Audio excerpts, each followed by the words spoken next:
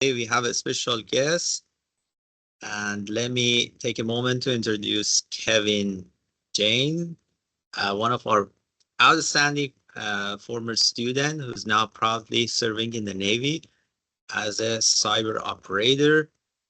Um, Kevin has taken remarkable journey, and I'm very happy that he is with us today, and he's going to share his story and also his experience, what happens, how he entered the Navy.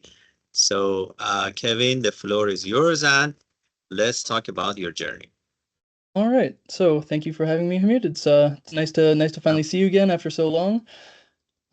Yeah, it's been quite the journey. It's been pretty long. After graduating from BCIT, I knew that I wanted to be, I kind of sectored myself specifically into cyber. I knew that that's kind of the place that I really wanted to be working within. So I tried a few things. I started off with taking some training online. First, I started with CEH, or Certified Ethical Hacker. I was taking their training for a long period of time, and while I went through it, it was just, I don't know, there was a lot of theory, and I was just like, mm, wow, there's so much theory here. I just want to get into the hands-on kind of nitty-gritty stuff about it, right? And from there, I basically said like, okay, well, CEH, I'm gonna put a pause on this for now. Perhaps I'll come back to it at some other point. I went straight for Offensive Security Certified Professional, which is a very hands-on certification, very mm, strenuous training, long exam, and I ended up getting that certification. I didn't take it all in one go. I did it for 6 months, and with the program thing that I paid for, they gave me two attempts. So I took my first attempt, failed miserably. I got 0%. I'm just like, okay, well, maybe I should train more. So that's kind of their motto. Their motto is try harder. So that's exactly what I did. And then took the second attempt, got a perfect score.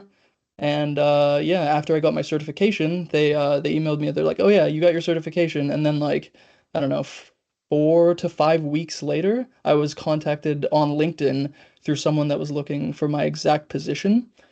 Like they were just like, "Oh yeah, we need like a new pen tester that wants to work for a company. Like we're training new pen testers because they kind of want to get like someone who's fresh in the business, who's learned like new techniques and stuff like that.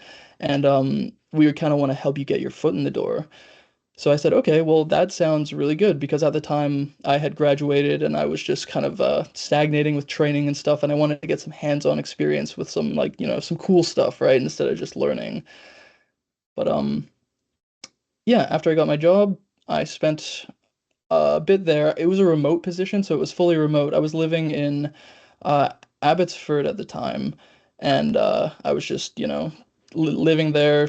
And then they contacted me. They're like, "Yeah, we're a fully remote position. We're offering you a job." And I'm like, "Well, I'm absolutely not going to say no." So took that, did the remote position, and then a couple months later, I got contacted by the military. They're like, "Hey, we want you to become like a cyber operator." I'm like, okay, well, that is certainly a different change of events, right? yeah.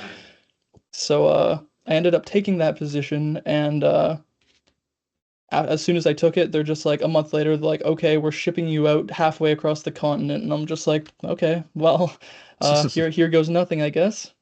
Got shipped into Quebec, did my basic training, and then now I'm just pretty much in the position, working every day from 8 to 4, and it's been pretty smooth so far.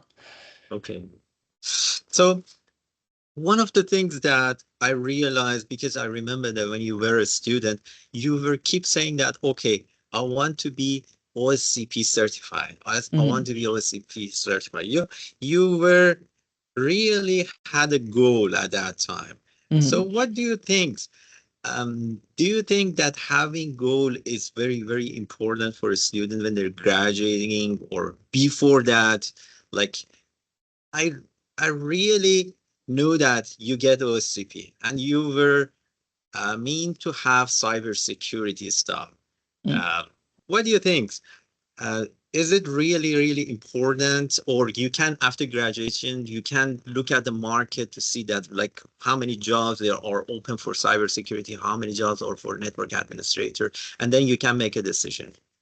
Yeah, so the way I see it is that it's almost never too late. I know it sounds kind of corny, but it's almost never too late to figure out what you actually want to do.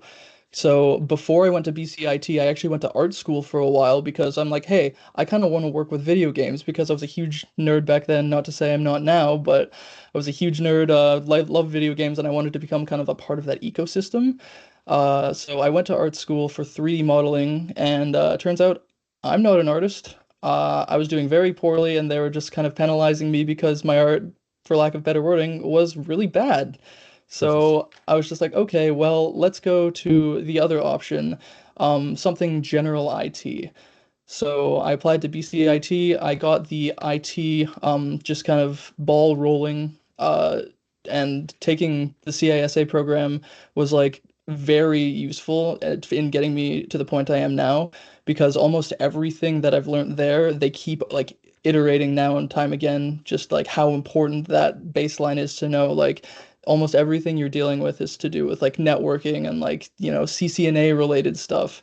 So like I'm using that day to day and that's become like super useful. So I think when it comes to having a goal set, it's not so important to be like laser focused on something. It's more important that you kind of think of something that you're gonna like and just try it, right? Because like Yeah. if you don't want to be in a position where you're in like a job working in an office cubicle when you really want to be in kind of an open environment, being more active in like a day-to-day kind of life. So it really depends on what you want. For me personally, I knew that like I wanted to be in IT and then I got to that point. And then when I looked more into IT and started learning more about just general IT topics such as like, cybersecurity, networking, I knew that that was kind of the area I wanted to be in. And I just kind of focused on what things brought me more joy to do because you don't want to do a job where it feels like a chore, right? You kind of want to love what you do. So, in my aspect, like I really found cybersecurity and specifically like hacking like really interesting to me.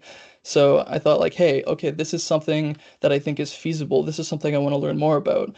And then I did research because like everything just leads to research. You're always doing more and more research every day. You're learning new things that you might enjoy. So I found out about OSCP and I'm just like, okay, well, this seems like a really good idea. I did some research on it and apparently it was like a very good kind of entry level to intermediate pen testing certification. I'm like, okay, well, if there was a place for me to start, I have a decent baseline. I might as well go here. So for me, that was my goal, and that was kind of like I really wanted to get in my foot in the door because I knew how competitive the pen testing market was at the time. So I thought like, okay, great point to start, and then I just kind of focused from there. So you don't really need to be laser focused from the start. Like you can go to a school like BCIT, go through an entire program and still be kind of unsure as to what you want. You just really need to pay attention to like doing more research almost about yourself, figure out what you like and what you like to do. And Mm. and from there, I think it's more important. Just like enjoy what you're doing at the time. Like, don't kind of go out of your way to be focused on something that you think you're interested in just to find out, like, oh, well, this is an entire waste of time. I didn't want to do this. Like, that's kind of how I felt with art school. Because, like, I went there for like 8 months or something, and I just was miserable the whole time. I was just like, okay, this is not what I want to be doing, right? Yeah. So, yeah, it's more important just to like get a general feel of different areas that you think you might enjoy. And then from there, I would say it's more important to focus once you find something that you are almost certain that you're going to enjoy doing for pretty much the rest of your life. Yeah. So one of the things that usually asking me, okay, what type of certification is very, very important? What do you think? Do you think that without that OSCP or CH, you could get this jobs or not? Well, it's not, I wouldn't say it's incredibly important. I think certifications as a whole are more for self growth. they kind of give you a mindset where you are kind of in this really compact learning environment, and you're just kind of like filling your brain with more and more knowledge to the point where it almost becomes second nature. And it certainly helps having a certification to like land positions, but what employers really look for is experience. So like the key to getting a foot in the door we usually be getting a cert, so that's why it's good. But in order to get experience, you kind of need to know what you're doing, and certs also help with that. So Mhm. I'd say like it's not overly important to get certs. It's more important that you do practice a lot. You have to kind of figure out what you're doing and then like have a deep understanding because you can read books and take knowledge in, day out, and you cannot retain a single thing. Like you could get an entire master's degree and still have no idea what you're doing compared to someone that doesn't have any degree, has been doing this stuff for say 10 years and it has pretty much mastered their trade, you know? Yeah. So, your journey like it started after graduation. You're at BCIT. How many months you look for, like after that OSCP? I mean that you got it. How many months you look for a job? Like it was immediately or just 1 month, 2 months you were looking for a job? After I got OCP. Yeah, yeah. So after I got it, I was looking for about a month and I was just like looking around, looking at the markets, applying here and there. But in the end, it was someone who reached out to me. They Hmm. saw that I was a new student, newly graduated, and they saw that I had just gotten OSCP, and that's what stood out to them. Okay. So I assume that you had LinkedIn profile and Yeah. you prepare also your resume, right? How important it is like having LinkedIn profile? Well, personally, LinkedIn was the sole thing that got me my job. I was like before I had a LinkedIn profile, I'd just set up like an Indeed account or like ZipRecruiter, and I'd just be applying to job after job after job with hearing nothing back, and it got like really discouraging. So I thought, hey, I guess it's pretty beneficial that you set up a network. And at this point in my life, I think setting up a network is far more important than just applying to job after job after job because once you get a network, you start making connections and then they know people, and you can start just kind of expanding your horizons and who you actually connect with. And obviously, not everyone's going to be in the exact same field. Like, you'll get someone, say, if you're in IT, you'll get someone that are like human resources managers, or you'll get someone who's like an IT director for some like security company, or, things of that matter. But I think networking is incredibly important in today's kind of job search era. Yeah, some people they're saying that okay, because of the security, I don't want to my face to be on LinkedIn profile. Like I had some students that they were saying that okay, no LinkedIn profile, I don't want to create it. But I keep saying that if you don't have a LinkedIn profile, you cannot make a connection. Like what you said, you cannot find a good job. So you as like a former student, also you see that LinkedIn is very, very important to Hmm. find like have a connection and finding a suitable job. Like, how about the Navy one? How you reach how they reach out to you through that? Did you apply it or they reach out to you? Yeah, so I ended up applying around the time I graduated from BCIT just because I wanted to get my foot in the door and I saw a Hmm. operator position. I'm saying like, "Oh, this is a really cool kind of opportunity because they're supposed to train you from the ground up, and if you enter with previous experience, you get kind of a head start above everyone else that joins the trade." So I applied to that and then it stagnated for a while because they kind of paused my file because there were so many applicants for that role and there were actually only two positions open in Canada at the time because Oh, it was a brand new trade and I was just like, okay, well, I expected to wait, but I ended up being like 3 years before they ever actually contacted me. Now that's very abnormal. It's only because this trade was like brand new, and now they're accepting almost anybody that applies to this particular trade that passes the requirements. So it's like much more open. So with the military part, isn't that didn't really happen because of LinkedIn, but my first job, which was arguably like a little more impressive than what I'm doing now, just because like, right now we're still kind of in a medium process of like training and working, so I'm kind of doing both. But I'd say like if you're planning on going for a regular private sector job, LinkedIn is still super important. Yeah. So one of the question also usually grad from uh, BCIT asking me that, okay, we want to prepare our resume. How many pages is suitable? Like 1 pages, 2 pages. And most of the jobs they're coming in the market, they have written 3 to 5 years experience, you Yeah. know?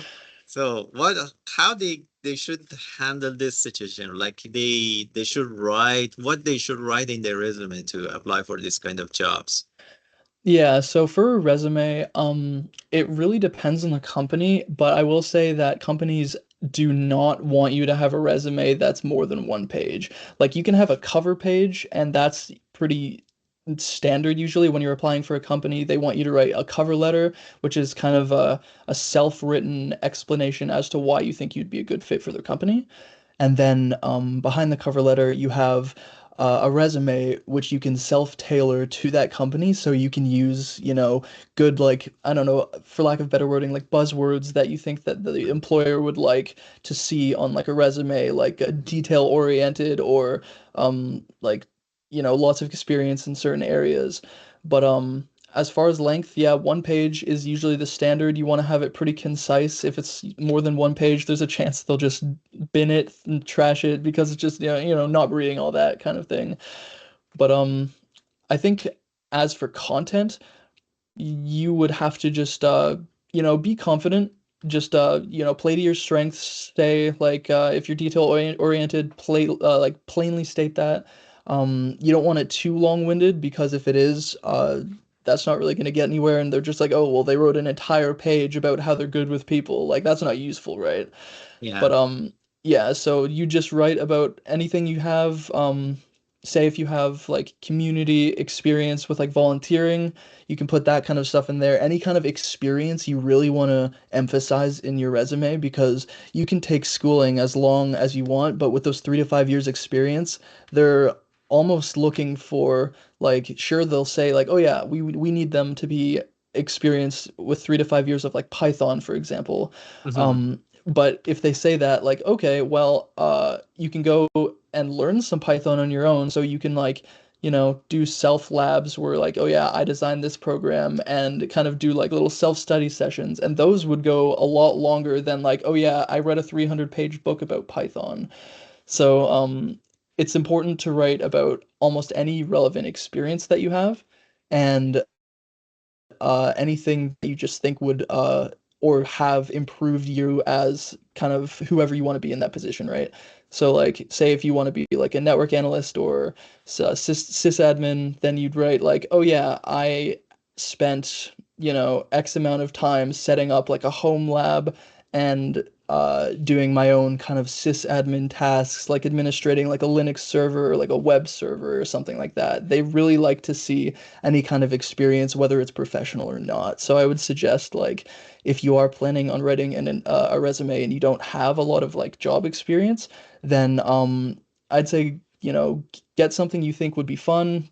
For me, I enjoy writing like automation scripts with Python and just kind of work at that, just write things. If they don't work, try something else. It gives you experience, and that's really all they're looking for. Yeah, perfect. Have you ever faced this kind of questions? Usually employer asking about compensation. And when you're first applying for a job, you don't know how to answer this question. For example, they're saying you're applying for a uh, pen testing as a job, and they're asking you how much you expect for compensation. How did you answer the question? Like, did you research about that, or yeah? Yeah, definitely. So, with me personally, when I got approached, by the company that I was going to work for, the money wasn't really on my mind. I just really wanted experience. But I knew they were going to ask a question like, "Oh, how much do you expect to be making in this role?" Because they like asking that, and then if you ask for too much, they have a chance to like, not hire you. It's like, "Oh yeah, this guy's he's too pricey. We're not going to have him on our team." That kind of thing. But I'd say, yeah, definitely do research. Research on like the area you live in, wherever the job is being offered, do research on that particular position, and you kind of get a rough ballpark of like the amount that one with that amount of experience should be paid. So once you kind of find a decent ballpark, you can almost put like value on the experience you already know and just kind of go from there. So say like you're an entry level pen tester, um, intermediate level pen testers make say like 90K a year or something like that. You can say like, oh, well, intermediate 90K, entry level is probably around like 60, 75-ish probably, and that would be a good place to start. So like you don't want to lowball yourself because then they'll think you're kind of desperate, I guess. So Yeah. you want to just kind of come up with a good value of what you think the services that you can physically provide are worth, and then you just go from there, and usually it ends up pretty well. In my case, they offered me uh initially they gave me 78K, and I did lowball myself a bit. I said I would be fine with 60 and they gave me 78. So, You know, sometimes you'll get a pretty decent offer for like especially in my case, like it was my first job, right? I'd been doing training up until then. So I was like, okay, well that's I'm not gonna complain at all. So I'd say that would be a good way to go about it. okay. So because you have been in a like pen testing, red team, also you're now as a security operator. So as a like someone who wants to be this career, what do you think? What type of courses are really, really important to be like a pen tester or security operator? For sure. So initially what you really want to focus on is getting down the basics. So you can't what a lot of people try to do is like they're young, they think like, "Oh wow, hacking is super cool. I'm gonna go straight into that," and then they'll download like a Kali Linux instance and they'll start like messing around with Kali. That like sure it's great and all and getting like used to the tools, but you really need to know the basics before you can actually succeed in a position like this. So you should really look into things like Network Plus at the bare minimum, because like if you do training for something like Network Plus and just like general networking, that's going to give you a really good baseline to understand what the protocols do, how they're used, how someone can potentially use them in a malicious fashion, specifically for cybersecurity. And yeah, like Network Plus, CCNA. If you really want to get like a specialty in network, you can go for CCNP, or there's CCNA security, which is specified for like the security aspect of networking. But I'd say, yeah, learn networking definitely. That's a great baseline. That's how I got so far where I am now, because like almost everything you're going to be learning in this field has something to do with networking, be it like, oh, this protocol is vulnerable. Oh, they used this protocol against our server and it wasn't supposed to take it. But that kind of thing. So networking absolutely important. And then administration for various operating systems, very important as well. You want to know, the kind of ins and outs of Windows, how that kind of things works, but you're also going to want to know Linux. A lot of tools that are designed in cybersecurity are based on Linux, so you want to kind of be proficient in all of those. So anything that would make you, in a position to study those topics within a pretty great depth. And uh, other than that, like if you want to go more into the security side, there are a lot of free resources. Like if you want to go more into web security, there's Burp Suite Academy. They can teach you about a bunch of different vulnerabilities within the web environment. Or if you want to do something like I did and just kind of get like an overall view of like offensive security, like pen testing, you can go for offensive security. They offer a bunch of good certs, but as far as training goes, you really do just want to start with a baseline. And once you get the baseline down, I feel like from there you should branch off to other things. Mhm. So perfect. So one of also maybe that's my last question that I'm asking you. Um, what how do you see the market right now? Like we have AI technology and also we have cybersecurity as a buzzword again. Hmm. So do you think that most of the operation that we are currently doing is going to be replaced by AI technology, or what do you think? Like in the future, what type of tools we're going to see? Well, AI, it is becoming obviously pretty prolific as of these recent months. There is always going to be something that's able to be automated by AI, but just like people, AI can miss things. So if you're trained in a skill for a long period of time, like there's also a chance you could see things that AI doesn't. So I don't think the cyber market, when it comes to like analysts or whatever, is ever going to be completely phased out. There are going to be parts of the job, obviously, that can be automated like detecting patterns like with heuristics and stuff like that. That's always going to be really useful for AI to kind of get in there, notice things that humans physically could not recognize. Say like, you're getting a gigabyte of just raw traffic data onto your like network interface card and you don't know how to interpret that, but you put that into AI and that's going to see like, oh, well, this is a very complex attack, but we recognize it's an attack, right? So I don't think everything's going to be completely phased out with AI, but I would say leverage it. Don't kind of be. I know a lot of people, they almost, I don't know, they have this like negative stigma when it comes to Yeah. AI because, like, oh, AI is going to take our jobs, or oh, like AI art is like putting artists to shame or something like that. And it's just like, it's a tool. It's not meant to take over, it's meant to help. So like when you have to do like tasks or whatever, you shouldn't feel bad about using AI. It's just kind of a learning tool almost, and it kind of it's an assistant. So how we have designed AI for like multiple purposes is mainly just to help what we're already doing.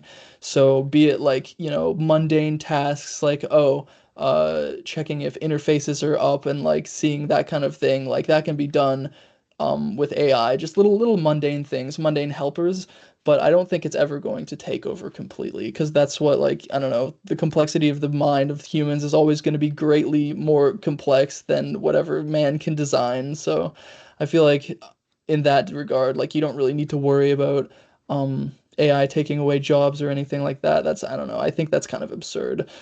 But when it comes to like the market and how things are going right now, it's kind of like specifically in security, a lot of cloud security topics are becoming Mhm. pretty abundant. So a lot of corporations and organizations, they're kind of outsourcing their security to cloud providers and just kind of like, I don't know, making sure that they don't have to spend all the money on physical equipment. They just outsource everything to the cloud. So I think if you want to learn about topics in security specifically, cloud is pretty important. Learn about cloud security. That will pretty much secure you a job as long as you keep studying. Just like, study cloud, study things like automation, um, and web pen testing is becoming really Mm. prolific too because like web servers, they're also hosted on the cloud, but they're also pretty publicly available. Like you have a web portal, say like Facebook or something, everybody can visit that, so something like that needs to be very secure. So those Yeah, kind of sure. areas I feel like are pretty popular. We deal with a lot of web portals and stuff, but a lot of the military's software is in-house built. So we kind of have to deal with like our own kind of vulnerabilities of what's in our network, just in case that anyone accesses our network, we don't realize it. They're gonna have a hard time working with this inbuilt software. So in my situation, it's a little bit different, but I'd say in the general market, cloud and web is pretty solid for kind of an area to focus on. Yes. Um, but yeah. Yes. Um, do you have any recommendation as a last word, like anything, any like when the other students watch your video, like um, do you have any recommendation how they can continue their career for the future, like how they can prepare themselves for the interview, like how they uh, uh, like the job market is changing. You mentioned good points about the AI. Um, like anything that um, you want to say right now about next student when they're watching your video. Yeah, so I'd say I'll reiterate this point again. Get a really good baseline down for almost anything that you want to do. Always start with the basics and work your way up from there. If you throw yourself in the deep end, you're probably going to end up drowning, for lack of better wording. So you want to really start small, work your way up, and kind of gain, that familiarity with those areas. And when it comes to interviews, I'd say be confident. There are people too, but they want to have the understanding that you know what you're talking about. So like Mhm. if you're like I don't know, I've had a few interviews where I'm like stuttering. I'm like, I don't know, like that kind of thing. Like obviously that doesn't like it looks like they understand when it comes to nerves because like they were there once, everyone's had interviews, they've always been there, so I wouldn't worry too much about stuttering or like fumbling over your words. Just be confident and be calm. Just say what you know, answer the questions they give you, and usually it goes out pretty well. They'll sometimes say, like, oh, yeah, you didn't get the job. That's not necessarily a bad thing. It just means you took one extra step to get it where you're going to. So I know it sounds like corny, but like you're gonna have to keep trying and trying and trying again. Like, especially if you're failing. Like, I applied to probably over 1,000 jobs in a pretty short period of time, hearing nothing back with things like Indeed and ZipRecruiter. So, yeah, that's another point I want to make with the people who are paranoid about having their face on the internet or things like that, having their information out there, that's a very valid point. I'm kind of similar when I sign up for programs or whatever. I usually just give a fake name because I don't want to give up data that that they don't need to have, right? Because companies they do like to distribute data, but I'd say there are a few places you can trust. Um, you know, just about as much as any place. Like LinkedIn, I think that's a pretty fair place to give your data. They're working exclusively with like networks. There's hundreds of cybersecurity professionals that work on LinkedIn specifically because it's so popular when it comes to like professionalism. So I'd say like even if you don't want to put your face on it, I have a few connections that don't have a profile picture. They don't have anything on their LinkedIn. They just have their name and they have their qualifications. So like if they have certs or whatever, you can still advertise yourself, but you don't have to give away so much. So I'd say, um, yeah, being paranoid is fine. Just don't take it overboard because like for the most part, as an individual, nobody's gonna want your data. I just like it's just like it's in a pool, a vast ocean of data that anyone can parse through, and it's always going to be there. So you might as well just like benefit yourself in small ways that aren't really gonna compromise your security. Thank you so much, Kevin, for your time and for being with us. Appreciate it. I would like to have more sessions with you. Your experience is uh, going to be useful for future students. Um, Maybe if you have time in the future, we may have some sessions, but more technical sessions, or we can have in the future. I invite you and live sessions, and the student can ask more questions about your job and like the career that you're working on. Thank you again, and have a good one. Awesome. Thank you very much for having me.